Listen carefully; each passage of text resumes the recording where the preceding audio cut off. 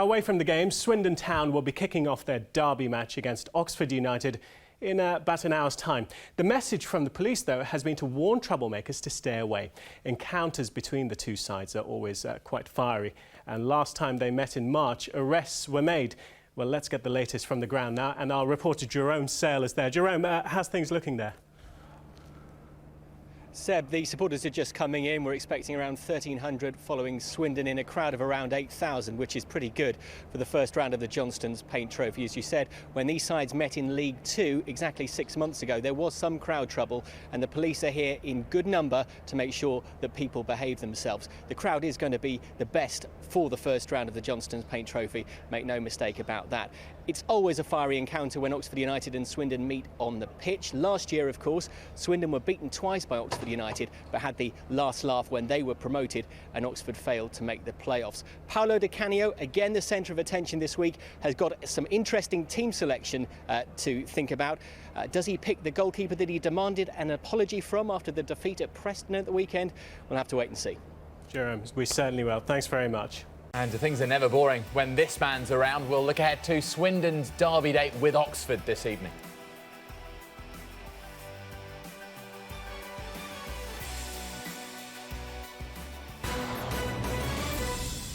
Now Oxford United take on Swindon in the Football League Trophy tonight, and Chris Hull has a team news for us. Chris. Charlotte, there's a real feeling between these two sides, Oxford United and Swindon Town, whenever they play. It may only be the Football League Trophy first round, but I don't think there's ever been a bigger game in this competition in the first round fixtures, because there's nearly 8,000 people here tonight, nearly 1,500 coming from Swindon, and Paolo di Canio. It's all friendly at the moment. Paolo's just posing for pictures as we speak with the Oxford United mascots. And Paolo, as we all know, guided Swindon Town to the second League Two Championship last season, and you know, he has really put his mark on a winning culture on Swindon Town, but he did have that bust up at the weekend with his goalkeeper Wes Foderingham. You may remember, let's just take you back to Deepdale in that 4-1 defeat.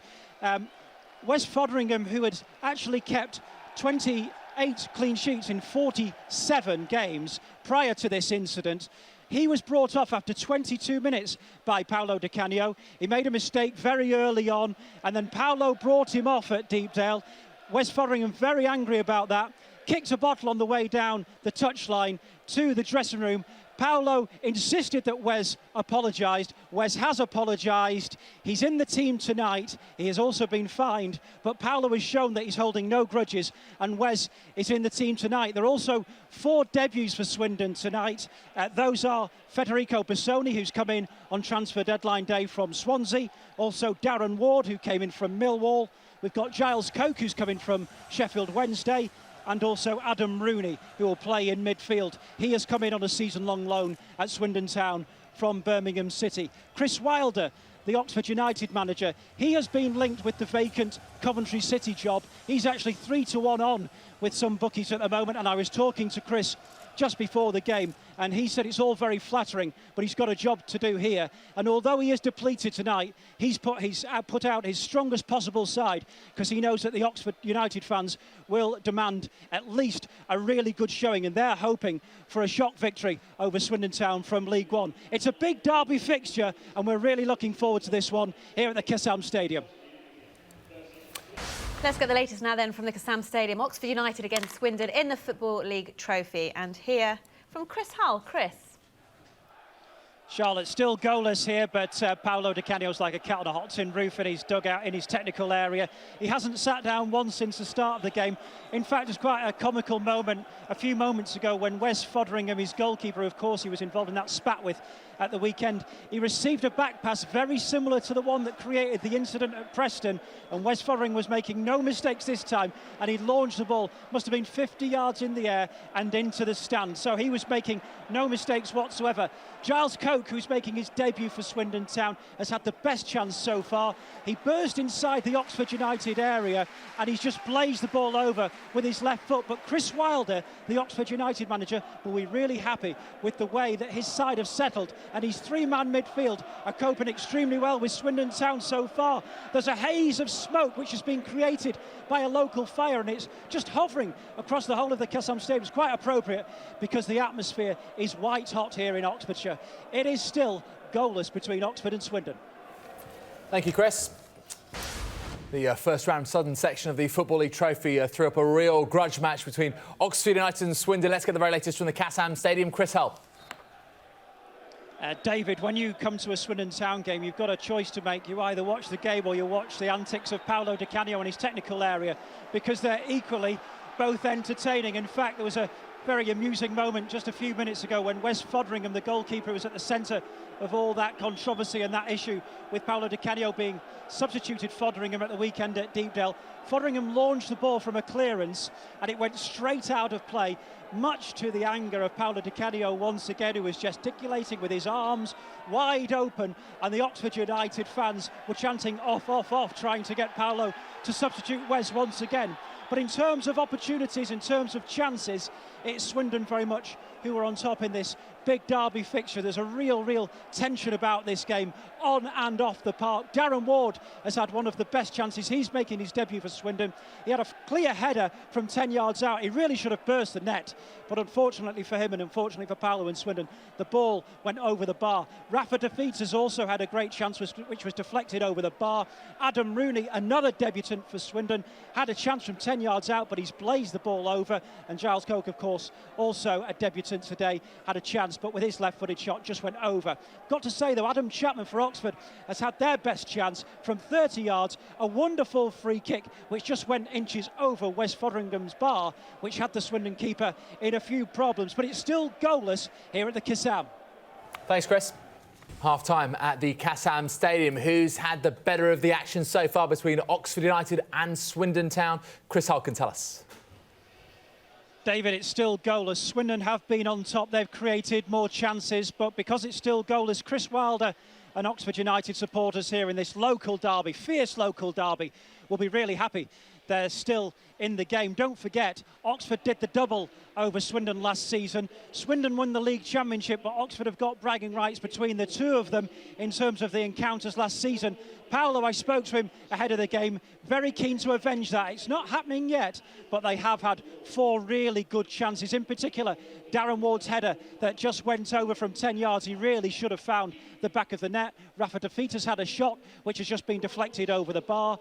Adam Rooney's also had a shot that's gone over. They've had some really good chances, and Giles Coke, with a left-footed effort, went over too. Adam Chapman's had Oxford's best chance. That was from 30 yards. It's a free kick, and it's a really good free kick too. It had Wes Fotheringham in some trouble, but it just went inches over the Swindon bar.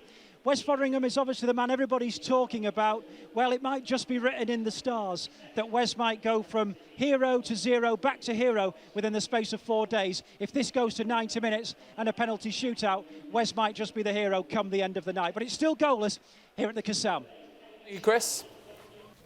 Let's get the latest then from the Kassam Stadium. Oxford United against Swindon, the Football League Trophy, and hear from Chris Hull. Chris. Well, just as you join me, Jake Forster-Caskey has just put in a lovely cross from the right-hand side. It's gone to the back post, and Wes Fotheringham's managed to catch the ball at the second attempt. That's Oxford coming really close. We've only just had a few seconds of this second period, and Oxford have started really quite brightly. Don't forget, Swindon Town, of course, were the finalists in this competition last season. They got to the final and lost to Chesterfield. Paolo di Canio's made it clear he wants to get back to Wembley again, and this time he wants to win it. In this derby, it's still goalless at the Kassam. Let's find out if there's any sign of goal as Oxford take on Swindon, and hear from Chris Hull. Chris. Charlotte, was still goalless, but I've got to say Oxford United have started this second half really well, and Swindon are struggling to get out of their own half. I've been really impressed with Jake Forster-Caskey and also Adam Chapman. Very industrious, lots of endeavour, creativity and hard work in the central midfield for Oxford United. They're playing 4-3-3, and those two in particular have been really impressive, but it's still goalless. But Oxford United and Chris Wilder, their manager, will be very happy indeed. We're still waiting for the sign of the first goal as Oxford take on Swindon. Is it going to come? Chris Hull. Well, we've got around about 10 minutes left in this match before we potentially head towards penalty kicks, Charlotte, and it is still goalless. John Bostock has come off the bench for Swindon Town. He's had the best 2 chances in the second half. He's cut in from the right-hand side on both occasions. He's let fly with his left. The first one just whistled wide of Ryan Clark's goal. The second one, the Oxford keeper Clark had to gather it. So those were Swindon's best 2 chances. I've got to say, Jake Forster-Caskey has had the best chance of the second half. He created it all himself because it's a wonderful free kick from 30 yards, which Wes Fotheringham has had to tip over the bar. It's still goalless. We may be heading to penalties. Penalties were looking likely, but there has been a goal at Casam Stadium. Chris Hull, who's got it? Yes, it's Oxford United who have taken the lead in this derby in the Football League Trophy. It's Alfie Potter. It's a breakaway from Oxford United. Swindon caught in possession, and there's Alfie Potter receiving the ball from about 12 yards out, and he just slotted the ball past Wes Fotheringham. Last season's finalists, Swindon Town, look like they may be heading out at the first stage this season. It's Oxford 1, Swindon 0.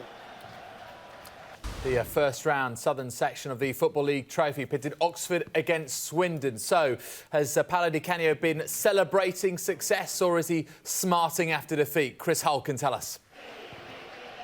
David, it's a young man called Potter who's created a bit of magic here at Oxford and means that Swindon have disappeared from this competition. And indeed, Paolo di Canio's men were the finalists in last season's competition, and it means that Oxford United progress. It's Alfie Potter, the man with that little bit of magic, a bit of creativity. Swindon caught in possession with just 2 minutes left of normal time.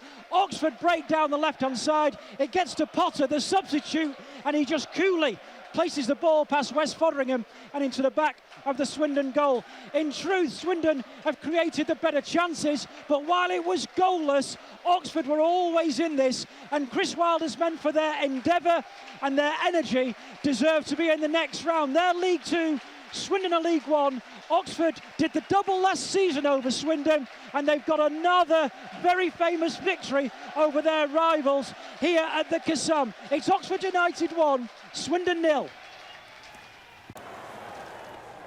Wes Fotheringham was back in goal for Swindon last night against rivals Oxford United in the first round of the Johnstone's Paint Trophy. It was another frustrating match for manager Paolo di Canio after a defensive mistake led to his side conceding a decisive 88th minute goal. Well, Di Canio substituted Fotheringham after 21 minutes during Saturday's 4-1 defeat against Preston and demanded an apology after the keeper's angry reaction, which Fotheringham did publicly. And the Swindon manager was as animated as ever on the sidelines, discussing his frustrations with his coaches. His side couldn't score despite having more shots and possession. Not sure what he's doing there. I don't think anyone's taking much notice. It seems not. Well, the match, it looked like it was heading to penalties. With just 2 minutes remaining, James Constable took advantage of a mix-up in the Swindon defence. He's headed up Alfie Potter for the winner. Let's go back to Di Canio. This is his reaction to the goal. The second game in a row, a big mistake has proved costly. It's the third time in 3 games his side has lost to Oxford United, and they are out of the tournament at the first stage, having made the final last year. Some of my players got a very big limit, we have to be honest, in terms of concentration. You have to be focused even if you don't involve straight away in the game, if you are a very high professional. If you don't involve straight away, send you in this kind of game on, and in 3 situations you make 3 disasters without any pressure, that proves that you are not completely high-level professional, not because you are bad professional, but you have a big limit. You switch off and you maybe give your best only if you involve straight away. And this is not the way to become a footballer in a top level, in a top club, in League 1. 3 or 4 of my players that I know since last year have a big limit. It's not possible that 7 days ago, approximately, 7 days ago, 8 now, they made the best performance in the world in terms of commitment, desire, concentration. And in 4 days they forgot everything. This is not possible. We are not the end of the season. We are only the 5th, 6th games in the season. So it means that they have a big limit. If they give me the availability, the desire, obviously I can help them, but they have to work hard and analyze their own. Otherwise it's difficult because I can be magic. Plenty more still to come, including more on Andy Murray's